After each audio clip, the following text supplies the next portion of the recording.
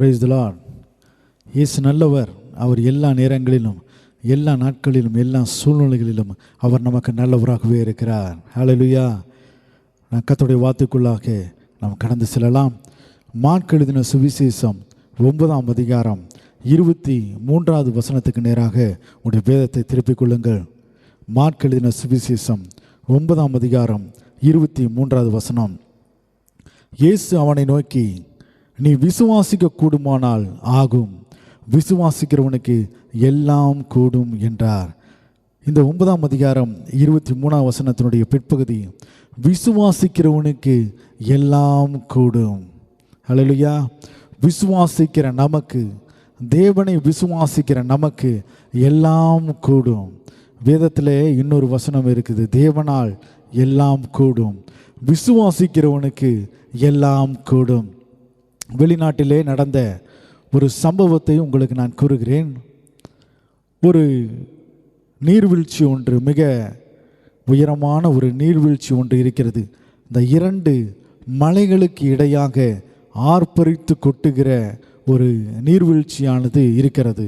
இந்த ஒரு சாகச மனிதன் என்ன செய்தான், இந்த மலையிலிருந்து அந்த மலைக்கு, இந்த மலைக்கும் அந்த மலைக்கும் இடையே இருக்கிறதான இடைவெளி 20 அடிக்கு மேற்பட்டதாக இருக்கிறது.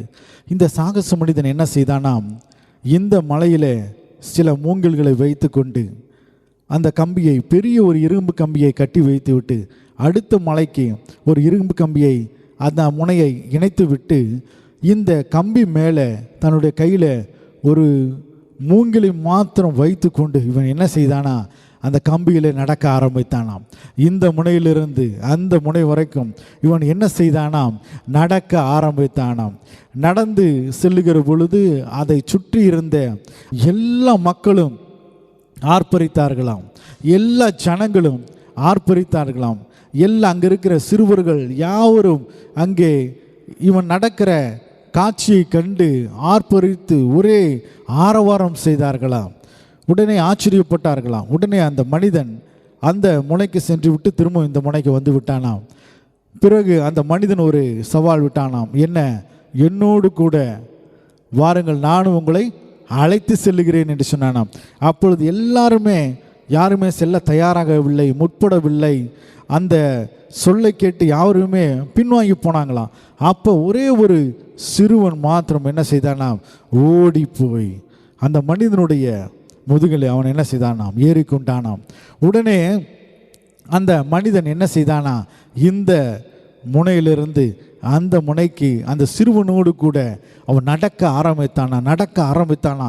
யாவருடைய கண்களும் அப்படி ஆச்சரியமாக பார்த்ததாம். இவன் நடக்க ஆரம்பித்த பொழுது அந்த சிறுவன் அந்த மனிதனுடைய பின்பதாக ஏறிக்கொண்டு நடக்க ஆரம்பித்தான். அந்த சிறுவன் இரு கண்களையும் மூடிக்கொண்டு என்ன செய்தானாம், அந்த மனிதனை இறுக தழுவி கொண்டானாம். உடனே அந்த மனிதன் சென்று விட்டு திரும்ப அதே நிலைக்கு வந்து விட்டானாம். வந்த பொழுது அங்கே சுற்றி இருக்கிற எல்லா மனிதர்களும் ஆச்சரியப்பட்டார்களாம்.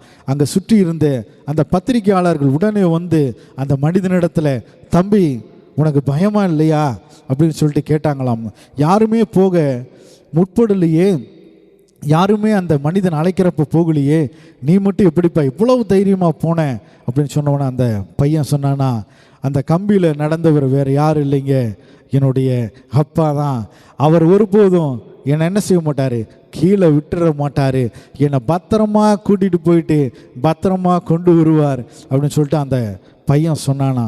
அதே போல ஆண்டவராகிய இயேசு கிறிஸ்து மேலே, தேவன் மேலே அசைக்க முடியாத நம்பிக்கை, அசைக்க முடியாத ஒரு விசுவாசம் தேவன் பேரில் நாம் வைத்திருக்கிற பொழுது நமக்கு எல்லாம் நடக்கும், எல்லாம் நேர்த்தியாக நடக்கும். சகல வெற்றிகளும், சகல ஆசீர்வாதமும், சகல நன்மையும் நம்மை தேடி வரும். விசுவாசிக்கிறவனுக்கு எல்லாம் கூடும். நமக்கெல்லாம் பெற்றோர் வைத்திருப்பாங்க, ஒவ்வொரு பேர் வைத்திருப்பாங்க. ஆனால் நமக்கு ஒரு பேர் இருக்கு, என்ன, தேவனை விசுவாசிக்கிற நமக்கு விசுவாசி என்கிறதான பெயர் இருக்கிறது. என்ன பெயர் இருக்குது, விசுவாசி. இப்போ விசுவாசிக்கிற நாம், தேவனை விசுவாசிக்கிற நாம் விசுவாசத்தை நம்முடைய சுவாசமாக கொண்டிருக்க வேண்டும். விசுவாசத்தை சுவாசமாக ஒவ்வொரு நாளும் ஒவ்வொரு மணித்துளிகளும் தேவன் பேரிலே நாம் விசுவாசம் வைத்திருக்கிறவர்களாக நாம் இருக்க வேண்டும். எபிரேயர் 11:6 இப்படியாக சொல்லுகிறது. உங்களுடைய வேதத்தை திருப்பிக் கொள்ளுங்கள். எபிரேயர் 11:6 விசுவாசம் இல்லாமல் தேவனுக்கு பிரியமாய் இருப்பது கூடாத காரியம். ஏனென்றால் தேவனிடத்தில் சேருகிறவன் அவர் உண்டென்றும் அவர் தம்மை தேடுகிறவர்களுக்கு பலன் அளிக்கிறவர் என்றும் விசுவாசிக்க வேண்டும். இந்த அற்புதமான ஒரு வார்த்தை இந்த வசனம் சொல்லுகிறது பாருங்க. விசுவாசம் இல்லாமல் தேவனுக்கு பிரியமாய் இருப்பது கூடாத காரியம். ஏனென்றால் தேவனிடத்தில் சேருகிறவன் அவர் உண்டு என்றும் அவர் தம்மை தேடுகிறவர்களுக்கு பலன் அளிக்கிறவர் என்றும் விசுவாசிக்க வேண்டும்.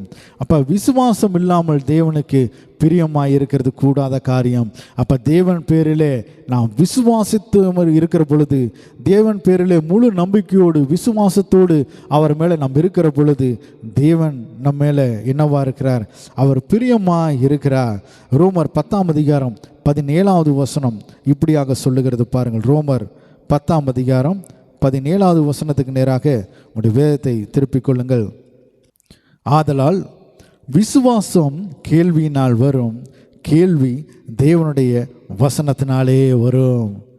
விசுவாசம் கேள்வியினாலே வரும். இந்த இடத்துல கேள்வி என்பது எதை குறிக்கிறது?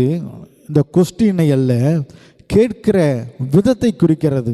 இப்போ தேவனை பற்றி நாம் கேட்க கேட்க கேட்க, அவரை பற்றி அறிய அறிய, சத்தியத்தை அறிய, வேதத்தில் தேவனை பற்றி சொல்லியிருக்கிற காரியங்களை நாம் அறிய அறிய அறிய நமக்குள்ளாக தேவன் பேரில் நாம் வைத்திருக்கிற விசுவாசமானது என்ன செய்யுமா? அது பெருகுமாம். நாளுக்கு நாள் அது பெருகும். விசுவாசத்தில் வல்லவர்களாக நாம் மாற முடியும். ஒரு மொழிபெயர்ப்பு இப்படியாக சொல்லுகிறது பாருங்கள். ஆகவே அறிவிப்பை கேட்டால்தான் நம்பிக்கை உண்டாகும். கிறிஸ்துவை பற்றிய செய்தி அறிவிக்கப்பட்டால் அதை கேட்க வாய்ப்புண்டு என்று இந்த மொழிபெயர்ப்பு இப்படியாக சொல்லுகிறது. அப்போ தேவன் பேரிலே நமக்குள்ளாக இருக்கிற விசுவாசத்தை நாம் பெருக நாம் என்ன செய்ய வேண்டுமா? சத்தியத்தை கேட்கணும். தேவனை பற்றியதான இந்த வேத வசனத்தில் உள்ள ரகசியங்களை நாம் அறிந்து கொள்ள வேண்டும். அப்பொழுது நிச்சயமாக தேவன் பேரிலே நம்முடைய விசுவாசமானது பெருகும். இதே 10:4, 9, 10 இந்த வசனங்களை வாசிக்கிறோம் பாருங்க. விசுவாசிக்கிற எவனுக்கும் நீதி உண்டாகும்படியாக கிறிஸ்து நியாயப்பிரமாணத்தின் முடிவாய் இருக்கிறாராம். விசுவாசிக்கிற எவனுக்கும் நீதி உண்டாகும்படியாக கிறிஸ்து நியாயப்பிரமாணத்தினுடைய முடிவாய் இருக்கிறார். 9 பாருங்க. என்னவென்றால் கர்த்தராகிய இயேசுவை நீ உன் வாயினால் அறிக்கையிட்டு தேவன் அவரை மரித்தோரிலிருந்து எழுப்பினார் என்று உன் இருதயத்தில் விசுவாசித்தால் ரட்சிக்கப்படுவாய். நீதி உண்டாக இருதயத்திலே விசுவாசிக்கப்படும், ரட்சிப்புண்டாக வாயினாலே அறிக்கை பண்ணப்படும். ஆண்டவராகிய இயேசு கிறிஸ்துவை தேவன் மரித்தோரிலிருந்து எழுப்பினார் என்று நம் இருதயத்தில் விசுவாசித்தால் நாம் என்ன செய்யப்படுவோம்? ரட்சிக்கப்படுவோம். அப்போ நாம் ரட்சிக்கப்படுவதற்கு விசுவாசம் அவசியமாக இருக்கிறது. ஒவ்வொரு மனிதனும் ரட்சிக்கப்படுவதற்கு விசுவாசம். தேவன் ஆண்டவராகிய இயேசு கிறிஸ்துவை மரித்தோரிலிருந்து எழுப்பினார் என்று விசுவாசித்தால் போதும், அந்த மனிதன் என்ன செய்வான்? அவன் ரட்சிக்கப்படுகிற மனிதனாய் இருக்கிறான். அப்போஸ்தலர் 10:43 இப்படியாக சொல்லுகிறது பாருங்கள். அப்போஸ்தலர் 10:43 அவரை விசுவாசிக்கிறவன் எவனோ அவன் அவருடைய நாமத்தினாலே பாவ மன்னிப்பை பெறுவான் என்று தீர்க்கதரிசிகள் எல்லாரும் அவரை குறித்து சாட்சி கொடுக்கிறார்கள். அப்போ நாம் செய்திருக்கிற பாவங்கள் மன்னிக்கப்பட, நீதிமானாய் மாற்றப்பட நாம் செய்ய வேண்டிய காரியம் என்ன? தேவனை, ஆண்டவராகிய இயேசு கிறிஸ்துவை விசுவாசிக்கிற பொழுது நமக்கு பாவ மன்னிப்பு உண்டாகிறது. அப்போஸ்தலர் 13:39 இப்படியாக சொல்லுகிறது. 13:39 மோசேயின் நியாயப்பிரமாணத்தினாலே நீங்கள் எவைகளில் நின்று விடுதலையாகி நீதிமான்களாக்கப்பட கூடாதிருந்ததோ, விசுவாசிக்கிறவன் எவனும் அவைகளில் நின்று இவராலே விடுதலையாகி நீதிமானாக்கப்படுகிறான் என்றும் உங்களுக்கு தெரிந்திருக்க கடவுது. மோசேயினுடைய நியாய பிரமாணத்தை 10 கட்டளைகளை 600க்கும் மேற்பட்ட அந்த சிறிய அந்த கற்பனைகளை இவைகளையெல்லாம் கை கொண்டால்தான் எல்லா கற்பனைகளையும் ஒரு மனிதன் சரியாக கடைபிடித்தால் மாத்திரமே அந்த மனிதன் நீதிமானாக எண்ணப்படுவான்.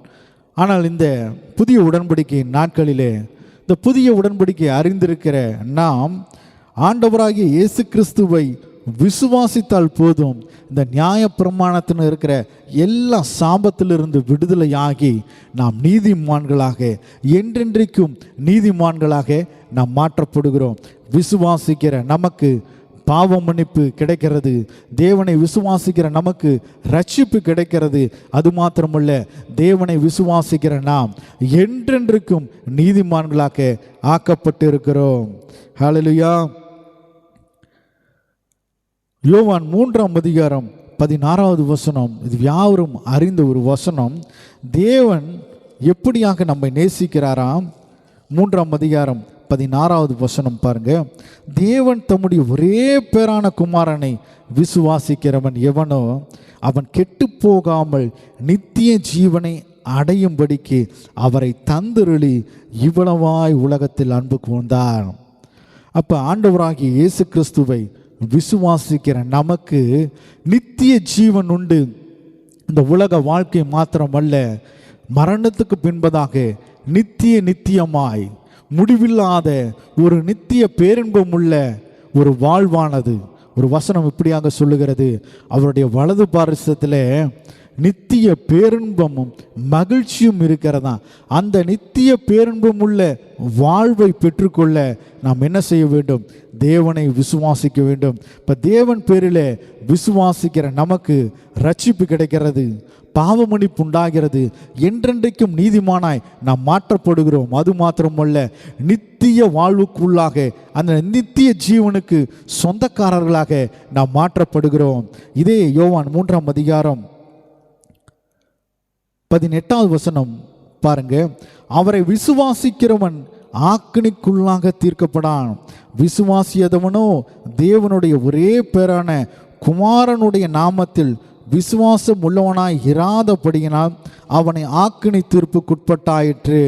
பாருங்க, தேவனை விசுவாசிக்கிற ஒரு மனிதனுக்கு, தேவனை விசுவாசிக்கிற நமக்கு ஆக்கினி தீர்ப்பு இல்லை.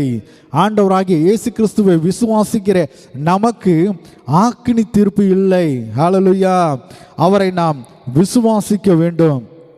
யோவான் 5ஆம் அதிகாரம் 24வது வசனம் இப்படியாக சொல்லுகிறது பாருங்கள். 5ஆம் அதிகாரம் 24வது வசனம், என் வசனத்தை கேட்டு என்னை அனுப்பினவரை விசுவாசிக்கிறவனுக்கு நித்திய ஜீவன் உண்டு. அவன் ஆக்கினி தீர்ப்புக்குட்படாமல் மரணத்தை விட்டு நீங்கி ஜீவனுக்குட்பட்டிருக்கிறான் என்று மெய்யாகவே உங்களுக்கு சொல்லுகிறேன். கர்த்தருடைய வார்த்தையை கேட்டு விசுவாசிக்கிற ஒரு மனிதனுக்கு, ஆண்டவராகிய இயேசு கிறிஸ்துவை அனுப்பின பிதாவை விசுவாசிக்கிற, தேவனை விசுவாசிக்கிற மனிதனுக்கு ஆக்கினி தீர்ப்பு இல்லை. மாறாக அவனுக்கு நித்திய ஜீவன் என்ன செய்கிறது? கொடுக்கப்படுகிறது. ஹல்லேலூயா. அப்போ கர்த்தர் பேரிலே நாம் விசுவாசம் உள்ளவர்களாக, அசைக்க முடியாத நம்பிக்கை உடையவர்களாக, விசுவாசம் உடையவர்களாக நாம் இருக்க வேண்டும். இதே யோவான் 11ஆம் அதிகாரம் 25வது வசனம் இப்படியாக சொல்லுகிறது பாருங்கள். யோவான் 11ஆம் அதிகாரம் 25வது வசனம், இயேசு அவனை நோக்கி, நானே உயிர்த்தெழுதலும் ஜீவனுமாய் இருக்கிறேன். என்னை விசுவாசிக்கிறவன் மரித்தாலும் பிழைப்பான். ஆண்டவராக இயேசு கிறிஸ்து சொல்றார், நானே உயிர்த்தெழுதல், நானே ஜீவன், நான் மரணத்தை ஜெயித்திருக்கிறேன், இந்த உலகத்தை ஜெயித்திருக்கிறேன் என்று ஆண்டவராக இயேசு கிறிஸ்து என்ன சொல்லுகிறார்? நானே உயிர்த்தெழுதலும் ஜீவனுமாய் இருக்கிறேன். என்னை விசுவாசிக்கிறவன் மரித்தாலும் அவன் பிழைப்பான் என்று ஆண்டவராக இயேசு கிறிஸ்து சொல்கிறார். அப்போ தேவன் பேரிலே விசுவாசமாய் இருக்கிற நாம் எவ்வளவு பாக்கியவான்களாக நாம் இருக்கிறோம். இதே யோவான் 14ஆம் அதிகாரம் 12வது வசனம், மெய்யாகவே நான் உங்களுக்கு சொல்லுகிறேன், நான் என் பிதாவின் இடத்திற்கு போகிறபடியினால் என்னை விசுவாசிக்கிறவன் நான் செய்கிற கிரியைகளை தானும் செய்வான், இவைகளை பார்க்கலும் பெரிய கிரியைகளும் செய்வான். பாருங்க, ஆண்டவராகிய இயேசு கிறிஸ்து சொல்றாரு, நான் பிதாவின் இடத்திற்கு போகிறபடியினாலே என்னை விசுவாசிக்கிறவன் நான் செய்த அற்புதங்களையும் நான் செய்த அதிசயங்களை செய்வான். அது மாத்திரமல்ல, இவைகளை பார்க்கிறோம் பெரிய காரியங்களை செய்வான் என்று ஆண்டவராகிய இயேசு கிறிஸ்து சொல்லுகிறார். அப்போ விசுவாசியாக இருக்கிற நாம் எவ்வளவு பாக்கியவான்கள்! தேவன் பேரிலே விசுவாசமாய் உள்ளவர்கள் நாம் எவ்வளவு பாக்கியவான்களாக இருக்கிறோம்! நாம் செய்தியின் துவக்கத்திலே ஆதாரமாக எடுத்துக்கொள்ளப்பட்ட அந்த வசனத்துக்கு நேராக நாம் இப்பொழுது வேத பகுதியை திருப்பிக் கொள்ளலாம். இவ்வளவு நேரம் விசுவாசிக்கிறதுனால் நமக்கு என்ன நன்மை கிடைக்கிறது, தேவன் என்னென்ன பாக்கியத்தை நமக்கு வைத்திருக்கிறார் என்று பார்த்தோம். இப்பொழுது மார்க் 9ஆம் அதிகாரம் 23ஆவது வசனத்தினுடைய பிற்பகுதி, விசுவாசிக்கிறவனுக்கு எல்லாம் கூடும். விசுவாசிக்கிறவனுக்கு எல்லாம் கூடும். அப்போ எல்லாம் அப்படின்னா அதனுடைய அர்த்தம் என்ன? எல்லாம் அப்படின்னா என்ன அர்த்தம்? எல்லாம் என்றால் எல்லாம். ஒரு மிகப்பெரிய ஒரு அறிஞர் இந்த எல்லாம் என்கிற இந்த வார்த்தைக்கு எல்லா மொழிகளிலும் என்ன அர்த்தம் சொல்லப்பட்டிருக்கிறது என்று பல நாட்களாக, பல வாரங்களாக, பல மாதங்களாக தேடி ஒரு அர்த்தத்தை கண்டுபிடித்தாராம்.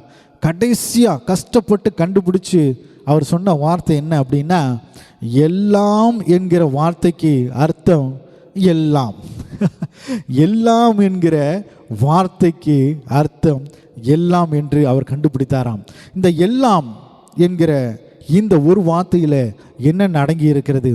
நமக்கு தேவையான சுகம், நமக்கு தேவையான ஆரோக்கியம், நமக்கு தேவையான ஆவிக்குரிய ஆசீர்வாதம், பூமிக்குரிய ஆசீர்வாதம், ஐஸ்வர்யம், எல்லாம், சமாதானம், சந்தோஷம், இந்த எல்லாம் என்கிற இந்த ஒரு வார்த்தைக்குள்ளாக சகலமும் நமக்கு தேவையான எல்லா நன்மைகளும் அது அடங்கி இருக்கிறது.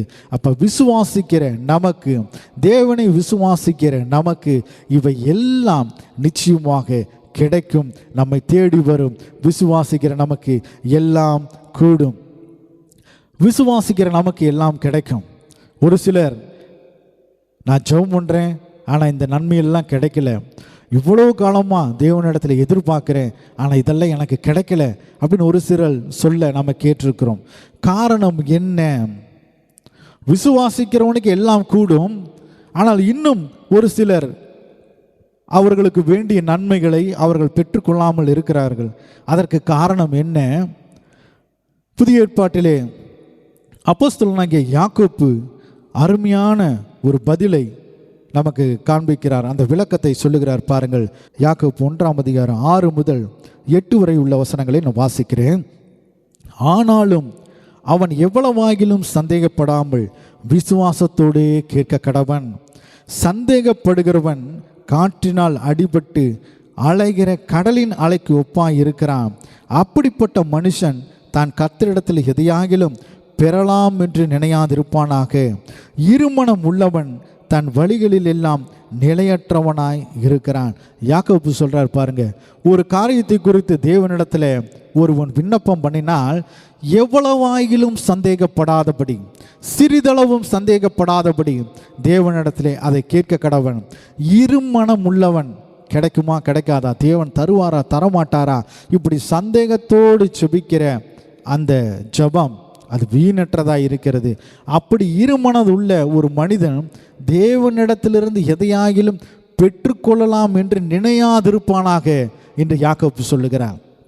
இந்த இருமனம், சந்தேகம் இருக்கிற இடத்துல விசுவாசமானது இருக்காது, விசுவாசம் இருக்கிற இடத்துல சந்தேகம் இருக்காது. அப்போ எவன் சந்தேகப்படுகிறானோ தேவன் தருவாரோ தரமாட்டாரோ என்று இருமனதோடு கூட தேவனிடத்தில் கேட்கிறவன் எதையும் ஒன்றையும் அவன் பெற்றுக்கொள்ளலாம் என்று நினையாதிருப்பானாக என்று யாக்கோப்பு சொல்லுகிறார். 1 யோவான் 5ஆம் அதிகாரத்தில் வேதத்தை திருப்பிக் கொள்ளுங்கள். 1 யோவான் 5ஆம் அதிகாரத்துக்கு நேராக உங்களுடைய வேதத்தை திருப்பிக் கொள்ளுங்கள். 1 யோவான் 5ஆம் அதிகாரம் 1 மற்றும் 5 வசனத்தை நான் வாசிக்கிறேன்.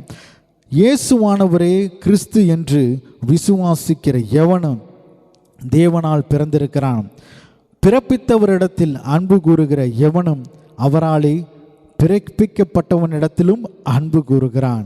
5வது வசனம், இயேசுவானவர் தேவனுடைய குமாரன் என்று விசுவாசிக்கிறவனே அன்றி உலகத்தை ஜெயிக்கிறவன் யார்? இப்போ ஏன் ஜனங்களாலே பெற்றுக்கொள்ள முடியாமல் போனது? அவர்களுக்குள்ளாக இருக்கிற அந்த சந்தேகமும் இருமனமும். மார்க்கு 11:24 இப்படியாக சொல்லுகிறது, ஆதலால் ஜெபத்தில் நீங்கள் எவைகளை கேட்டுக்கொள்ளுகிறீர்களோ அவைகளை பெற்றுக்கொள்வோம் என்று விசுவாசியுங்கள், அப்பொழுது அவைகள் உங்களுக்கு கொடுக்கப்படும். அப்போ நம்ம ஜெபிக்கிறதுக்கு முன்பதாகவே, தேவனிடத்தில் கேட்பதற்கு முன்பதாகவே அந்த விண்ணப்பத்தை, அந்த பதிலை நான் நிச்சயமாக பெற்றுக்கொள்வேன் என்று அசைக்க முடியாத ஒரு விசுவாசம் தேவன் பேரிலே நமக்கு இருக்க வேண்டும். அப்பொழுது நிச்சயமாக நாம் ஏறெடுக்கிற எல்லா விண்ணப்பங்களுக்கும் ஜெபங்களுக்கும் நாம் பதிலை பெற்றுக்கொள்ள முடியும், நம் ஆசீர்வாதத்தை பெற்றுக்கொள்ள முடியும். இந்த 1 யோவான் 5வது வசனம் சொல்லுகிறது பாருங்க, இயேசுவானவர் தேவனுடைய குமாரன் என்று விசுவாசிக்கிறவனே அன்றி உலகத்தை ஜெயிக்கிறவன் யார்? இயேசு கிறிஸ்துவை தேவனுடைய குமாரன் என்று விசுவாசிக்கிறவன் உலகத்தை ஜெயிப்பான், அவனை அல்லாமல் இந்த உலகத்தை ஜெயிக்கிறவன் யார் என்று இந்த யோவான் அருமையாக எழுதியிருக்கிறார். அப்ப தேவனை, ஆண்டவராகிய இயேசு கிறிஸ்துவை தேவனுடைய குமாரன் என்று விசுவாசித்தால் போதும், நாம் இந்த உலகத்தை ஜெயிக்கக்கூடிய எல்லா ஆற்றலையும் திறமைகளையும் ஆசீர்வாதத்தையும் தேவன் நமக்கு அவர் கொடுக்க அவர் வல்லமையுள்ளவராக இருக்கிறார். ஹல்லேலூயா. விசுவாசத்தினாலே அநேகர் பரிசுத்தவான்கள் இந்த உலகத்தை ஜெயித்தார்கள், தங்களுக்கு தேவையான ஆசீர்வாதத்தை பெற்றுக்கொண்டார்கள். அவர்களில் சிலரை நாம் பார்க்கலாம். ஆபிரகாம் 100 வயதிலே தனக்கு ஈசாக்கு என்கிற ஒரு பிள்ளையை பெற்றெடுத்தான். எப்படி இது நடந்தது? எப்படி இது சாத்தியமாயிற்று? ஆதியாகமம் 17ஆம் அதிகாரத்துக்கு நேராக உடைய வேதத்தை திருப்பிக் கொள்ளுங்கள். ஆதியாகமம் 17ஆம் அதிகாரம் 4வது வசனம், நான் உன்னோடே பண்ணுகிற என் உடன்படிக்கை என்னவென்றால் நீ திரளான சாதிகளுக்கு தகப்பனாவாய். தேவன் சொல்லுகிறார் ஆபிரகாமை பார்த்து, நான் உன்னோடு பண்ணுகிற உடன்படிக்கை என்ன? நீ திரளான ஜாதிகளுக்கு தகப்பனாவாய். நீ திரளான ஜாதிகளுக்கு தகப்பனாவாய். ஆபிரகாமுக்கு இன்னும் பிள்ளை இல்லை. ஆனால் தேவன் சொல்லுகிற வார்த்தை என்ன? ஆபிரகாம், நீ திரளான ஜாதிகளுக்கு தகப்பனாவாய். ஆபிரகாம் செய்த ஒரு காரியம் என்ன? ஆபிரகாம் இருந்த நிலை என்ன? ஆபிரகாமுடைய சரீரம் ஒரு தகப்பனாவதுக்கு தகுதியான சரீரம் அல்ல. அவனுடைய சரீரம் பலவீனமாய் இருந்தது. அவனுடைய சரீரம் செத்ததாய் இருந்தது. சாராளுடைய கற்பம் அது செத்ததாய் இருந்தது. ஆபிரகாமுடைய சரீரம் அது வயதானவர்களுக்குடைய சரீரமாக அது இருந்தது. அந்த நேரத்திலே தேவன் சொல்லுகிறார், ஆபிரகாம், நான் உன்னோடு கூட உடன்படிக்கை பண்ணுகிறேன், நீ ஜாதிகளுக்கு தகப்பனாவா என்று தேவன் வாக்குரைக்கிறார். இந்த வார்த்தையை ஆபிரகாம் விசுவாசிக்கிறான். இதே அதிகாரத்தில் ஆபிரகாமுடைய பெயரை தேவன் மாற்றுகிறார். ஆபிரகாம், உன் பேர் ஆபிராம் அல்ல, ஆபிரகாம், நீ ஜாதிகளின் தகப்பன். சாராய், உன் பேர் சாராய் அல்ல, சாராள், நீ ஜாதிகளின் தாய். இந்த வார்த்தையை இருவரும் உச்சரிக்க தேவன் பேரிலே அந்த அசைக்க முடியாத, சந்தேகப்படாத அந்த விசுவாசமானது ஆபிரகாமுக்குள்ளாக வர வர ஆபிரகாமுடைய சரீரமானது மறுரூபமாக்கப்படுகிறது. ஆபிரகாமுடைய சரீரமானது ஒரு தகப்பனாவதற்குரிய தகுதியை அடைகிறது. இதே ஆதியாகமத்தில் 17ஆம் அதிகாரம் 19ஆம் வசனத்தை பாருங்க. அப்பொழுது தேவன், உன் மனைவியாகிய சாராள் நிச்சயமாய் உனக்கு ஒரு குமாரனை பெறுவாள், அவனுக்கு ஈசாக்கு என்று பெயரிடுவாயாக, அவனுக்கு ஈசாக்கு என்று பேரிடுவாயாக என்று சொன்னார். ஆதியாகமம் 21ஆம் அதிகாரம் 1-5 வரை உள்ள வசனங்களை வாசிக்கிறோம் பாருங்க. தேவன், நீ ஒரு ஆண் குழந்தையை பெறுவாய் என்று சொன்னார். அது மாத்திரமல்ல, அந்த மகனுக்கு என்ன பேரை வைக்க போற அதையும் தேவன் சொன்னார். ஆதியாகமம் 21ஆம் அதிகாரம் 1-5 வசனத்தை வாசிக்கிற பாருங்க. கர்த்தர் தாம் சொல்லி இருந்தபடி சாராள் பேரிலே கடாட்சமானார். கர்த்தர் தாம் உரைத்தபடியே சாராளுக்கு செய்தருளினார். ஆபிரகாம் முதிர் வயதாக இருக்கையில் சாராள் கர்ப்பவதியாகி தேவன் குறித்திருந்த காலத்திலே அவனுக்கு ஒரு குமாரனை பெற்றாள். அப்பொழுது ஆபிரகாம் தனக்கு சாராள் பெற்ற குமாரனுக்கு ஈசாக்கு என்று பெயரிட்டான். தன் குமாரனாகிய ஈசாக்கு பிறந்த 8ஆம் நாளிலே ஆபிரகாம் தனக்கு தேவன் கட்டளையிட்டிருந்தபடியே அவனுக்கு விருத்த சேதனம் பண்ணினான். தன் குமாரனாகிய ஈசாக்கு பிறந்தபோது ஆபிரகாம் 100 வயதாய் இருந்தான். ஆபிரகாம் 100 வயதாய் இருந்த பொழுது ஈசாக்கு என்கிற மகனை அவன் பெற்றுக்கொண்டான். காரணம், ஆபிரகாம் தேவன் பேரிலே வைத்திருந்த அந்த அசைக்க முடியாத ஒரு நம்பிக்கை. அசைக்க முடியாத, தேவன் சொல்லிவிட்டார் நிச்சயமாக அது என் வாழ்விலே நடைபெறும் என்று சந்தேகப்படாதபடி, சற்றும் சந்தேகப்படாதபடி அசைக்க முடியாத ஒரு விசுவாசத்தோடு கூட ஆபிரகாம் இருந்து தேவன் ஆபிரகாமுக்கு வைத்திருந்த அந்த ஆசீர்வாதத்தை பெற்றுக்கொண்டான். 1 சாமுவேல் 17ஆம் அதிகாரத்தில் ஒரு ஆச்சரியமூட்டுகிற ஒரு சம்பவம் நடைபெறுகிறது. என்ன? தாவீதை குறித்து நாம் பார்க்கலாம். தாவீது ஆடு மேய்க்கிற ஒரு சாதாரண ஒரு வாலிபனாக இருந்தான். 17ஆம் அதிகாரம் 1 வசனம் பாருங்க. பெலிஸ்தர் யுத்தம் பண்ணுகிறதற்கு தங்கள் சேனைகளை சேர்த்து யூதாவில் உள்ள சோக்காவில் ஒருமித்து கூடி சோக்காவுக்கும் அசேக்காவுக்கும் நடுவே இருக்கிற எபேஸ் தம்மிலே பாளையம் இறங்கினார்கள். சவுலும் இஸ்ரவேல் மனுஷரும் ஒருமித்து கூடி ஏலா பள்ளத்தாக்கிலே பாளையம் இறங்கி பெலிஸ்தருக்கு எதிராக யுத்தத்திற்கு அணிவகுத்து நின்றார்கள். பாருங்க, இந்த இஸ்ரவேல் ஜனங்களுக்கு நேராக எதிராக பெலிஸ்திய இராணுவம் என்ன செஞ்சது? யுத்தத்துக்கு வந்தது. இந்த பெலிஸ்திய இராணுவத்தில் ஒரு மிகப்பெரிய ஒரு ராட்சதனை போல ஒரு மனிதன் இருந்தான். அவன் பேர் கோலியாத். அவனுடைய உயரம் 6 முழமும் 1 ஜானுமாம். எல்லாரை விட மிக உயரமான அந்த மனிதன். அவன் என்ன செய்திருப்பானாம்? யாராலும் தூக்க முடியாத அந்த கேடகத்தை தன்னுடைய தோளில் சுமந்திருப்பான். யாராலும் தூக்க முடியாத அந்த ஈட்டியை அவன் கையில் வைத்திருப்பான். அவனுடைய சத்தம் கர்ச்சிக்கிற ஒரு சத்தத்தை போல காணப்படும். இவன் ஒவ்வொரு நாளும் அந்த போர் புரிகிற அந்த இடத்துல வந்து இஸ்ரவேல் ஜனங்களுக்கு முன்பதாக ஒரு அறிக்கையை சொல்லுவானாம். என்ன அப்படின்னா, ஒரு மனிதன், இஸ்ரவேல் இராணுவத்திலிருந்து ஒரே ஒரு மனிதன் என்னோடு கூட வந்து அவன் போரிடட்டும். அவன் என்னை வீழ்த்தி விட்டால் நானும் என்னுடைய இராணுவமும் உங்களுக்கு அடிமைகளாக இருக்கிறோம், வேலைக்காரர்களாக இருக்கிறோம். நான் அந்த மனிதனை வீழ்த்தி விட்டால் நீங்களும் உங்கள் இராணுவமும் எங்களுக்கு வேலைக்காரர்களாக இருக்க வேண்டும் என்று ஒவ்வொரு நாளும் அவன் வந்து சத்தமிடுவானாம். காலையிலும் மாலையிலும் வந்து சத்தமிட்டு கொண்டே இருப்பானாம். இந்த சத்தத்தை கேட்டு சவுலும் இஸ்ரவேல் ஜனங்களும் கலங்கி மிகவும் பயப்பட்டார்களாம். 1 சாமுவேல் 17ஆம் அதிகாரம் 11ஆவது வசனம் பாருங்க. சவுலும் இஸ்ரவேலர் அனைவரும் அந்த பெலிஸ்தனுடைய வார்த்தைகளை கேட்டு கலங்கி மிகவும் பயப்பட்டார்களாம். அந்த கோலியாத்தினுடைய சத்தத்தை கேட்டு சவுலும் இஸ்ரவேல் ஜனங்களும் மிகவும் கலங்கி பயப்பட்டார்கள். காரணம், பெலிஸ்தனாகிய அந்த கோலியாத்தினுடைய உருவம், அவன் போடுகிற சத்தம், அவன் வைத்திருக்கிற அந்த ஈட்டி, கேடகம், இதையெல்லாம் பார்த்து அவர்கள் பயந்தார்களாம். ஆனால் தேவன் பேரிலே முழு விசுவாசமாக இருக்கிற தாவீது அந்த இடத்திற்கு வந்து, நான் ஒரு முறை சிங்கத்தையும் நான் ஒரு முறை கரடியும் நான் கொன்று போட்டிருக்கிறேன், அவைகளையும் நான் கொன்று போட்டிருக்கிறேன்.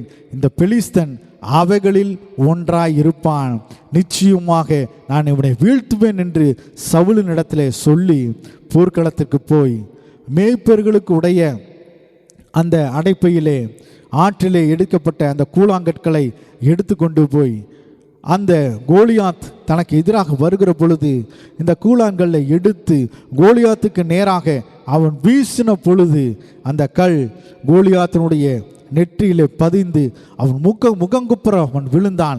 உடனே தாவீது ஓடி போய் கோலியாத்தின் மேலே ஏறி நின்று அவனுடைய பட்டயத்தை எடுத்து அவனை கொன்று போட்டான். ஹல்லேலூயா! இஸ்ரவேல் ஜனங்களும் சவுலும் கோலியாத்தை பயத்தோடு கூட பார்த்தார்கள்.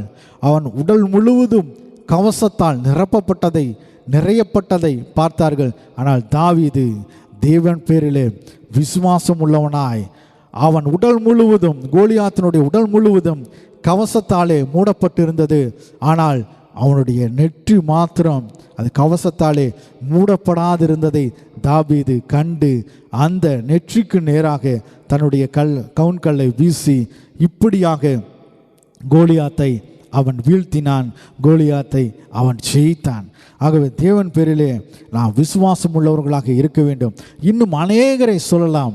தானியேல் தேவன் பேரிலே விசுவாசம் உள்ளவனாய் இருந்தபடியால் கர்ச்சிக்கிற சிங்கக்கவியிலே அவன் போடப்பட்ட பொழுதும் தேவன் தம்முடைய தூதனை அனுப்பி தானியேலை சிங்கங்கள் சேதப்படுத்தாதபடி சிங்கங்களுடைய வாயை தூதன் என்ன செய்தான்? கட்டி போட்டார்.